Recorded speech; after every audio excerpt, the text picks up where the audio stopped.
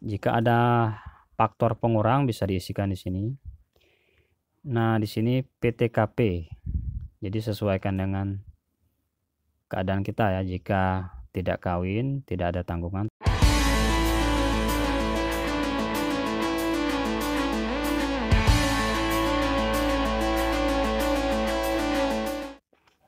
Halo sobat YouTube, jumpa lagi di channel Bobby Doang di awal tahun 2023 ini. Sebagaimana biasa, rutinitas kita di awal tahun adalah sebagai seorang warga negara yang baik adalah melaporkan SPT tahunan kita kepada negara. Nah, untuk SPT tahunan orang pribadi, batas waktu lapor adalah sampai dengan tanggal 31 Maret di tahun berikutnya. Nah, jika telat maka akan ada denda Rp100.000 untuk SPT tahunan orang pribadi. Nah, jika sobat telat melaporkannya, maka jika sudah datang STP maka wajib dibayarkan, dan laporan tahunan itu tetap wajib untuk dilaporkan yang telat itu ya. Nah, kali ini kita akan tunjukkan bagaimana cara melaporkan SPT tahunan orang pribadi melalui e-filing. Jadi perlu sobat ketahui bahwa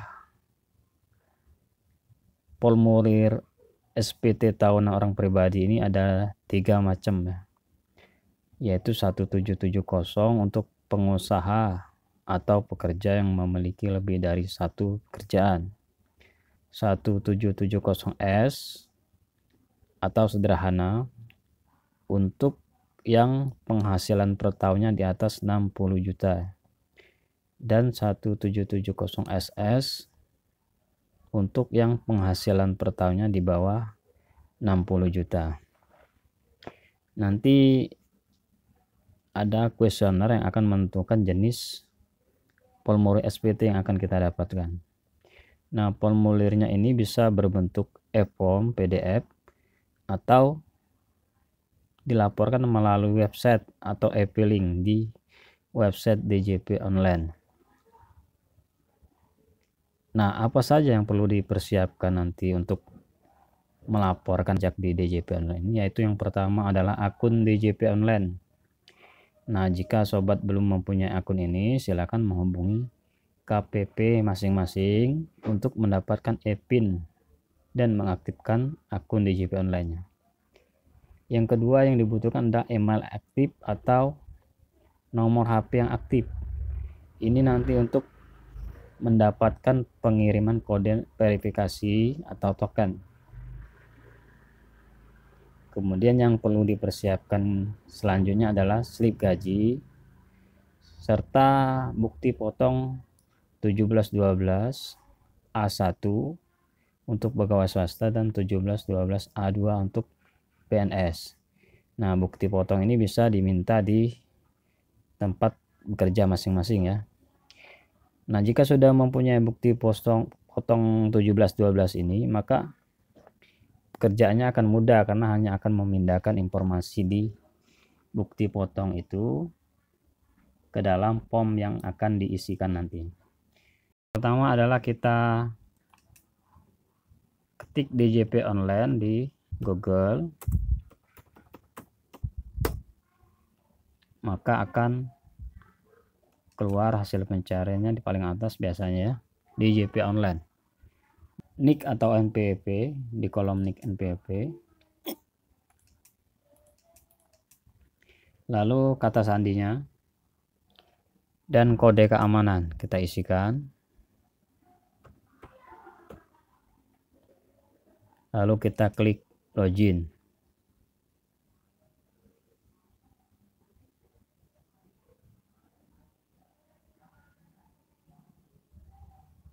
Nah, inilah tampilan menu DJP online yang versi 2023 ya, karena setiap tahun biasanya ada fitur-fitur baru yang ditambahkan.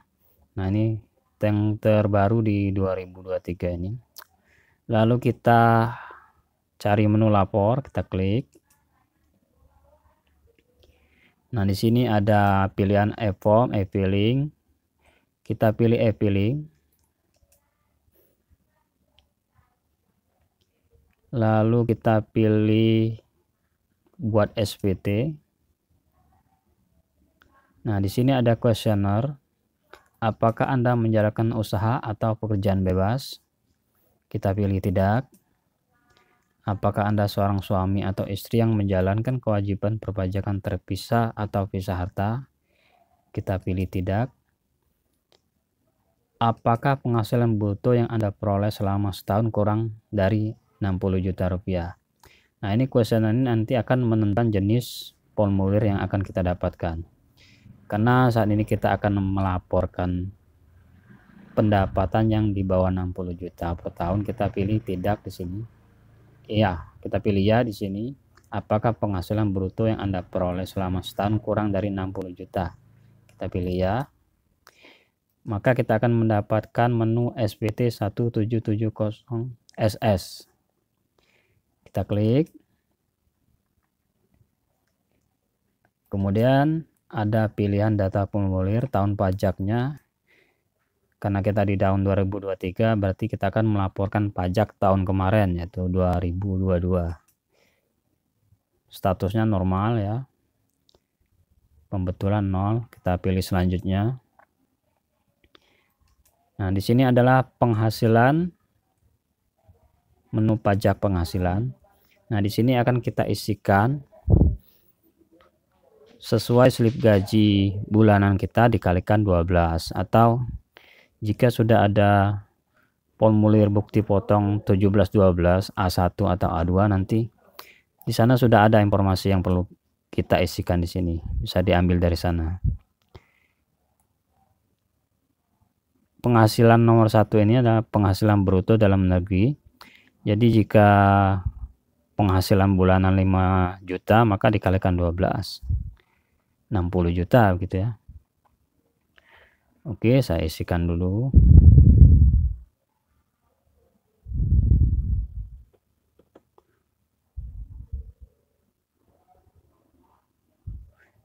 Jika ada faktor pengurang bisa diisikan di sini.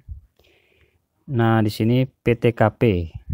Jadi sesuaikan dengan keadaan kita ya. Jika tidak kawin, tidak ada tanggungan TK0, TK1 tidak kawin ada tanggungan.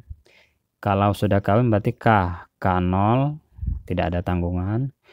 K1 jika tanggungan 1 orang anak misalnya. Atau K2 jika 2 orang anak misalnya.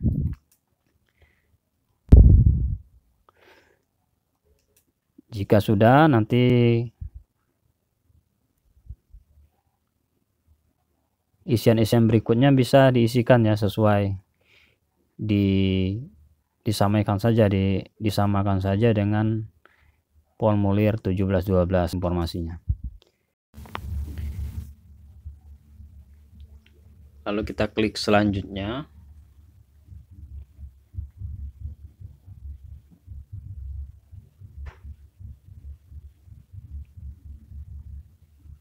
Jadi untuk isian-isian yang lain ya, kalau memang tidak diperlukan bisa diabaikan saja.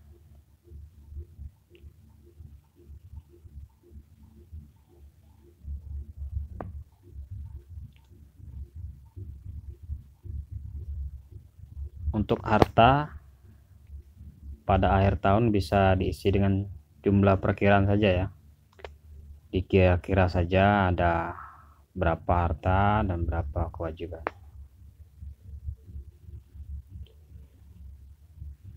Lalu kita klik next, maka akan ada pernyataan, kita klik setuju.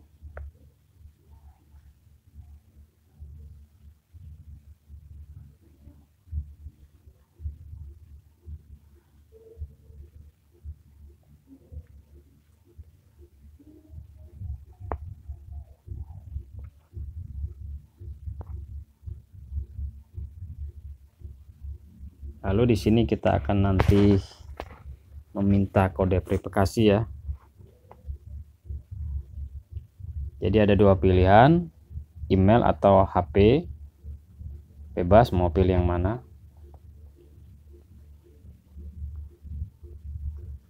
Nah, jika sudah seperti ini maka kita tinggal buka di inbox email kita ya.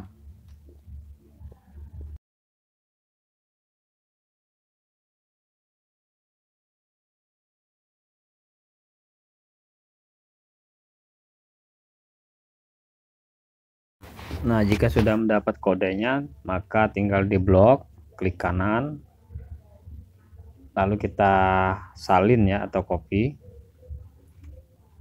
Lalu kita kembali ke jendela DJP online tadi. Kita tempelkan atau pastekan kode tadi. Lalu kita kirim SPT. Maka sampai di sini kita tunggu proses pengiriman SPT ini ke server ya. Nah, di sini kalau ada gangguan atau trafficnya padat, maka silakan diulang-ulangi saja. Jika sudah seperti ini, kita klik tutup.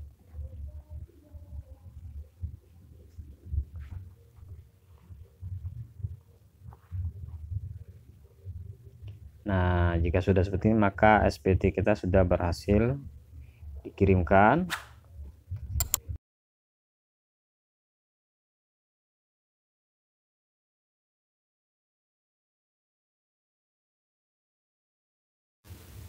Lalu kita akan dibawa menuju ke menu arsip ya.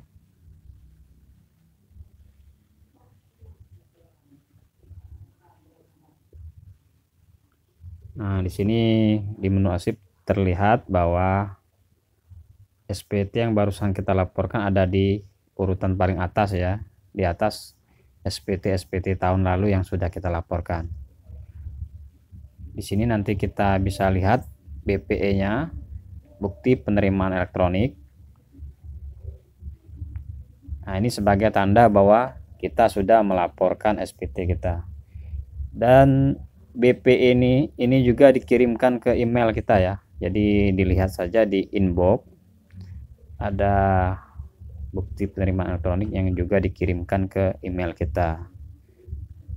Ini bisa disimpan sebagai arsip ya, bukti bahwa kita sudah melaporkan SPT kita. Nah, jika sudah di sini maka kita sudah melakukan kewajiban kita di tahun ini dengan melaporkan SPT tahunan orang pribadi. Nah, sampai di sini dulu. Terima kasih sudah menonton sampai akhir. Sampai jumpa di video lainnya.